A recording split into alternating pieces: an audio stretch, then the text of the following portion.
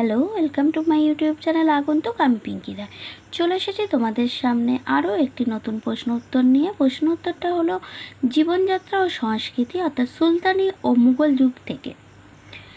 প্রশ্নটিকে না ভক্তি সাধক শ্রী চৈতন্যদেব সম্পর্কে লেখো, অথবা শ্রী চৈতন্যদেব প্রচারিত ভক্তি আন্দোলনের মূল বক্তব্য লেখো।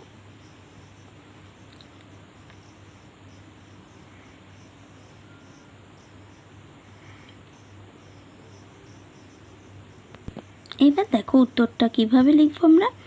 এই ভক্তি সাধক শ্রী চৈতন্যদেব সম্পর্কে প্রথমে একটা সূচনা বা ভূমিকা বলে পয়েন্টস করে নেব।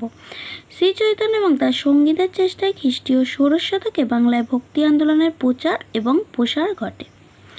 তারপরে মূল পয়েন্টে চলে আসবো শ্রী চৈতন্য।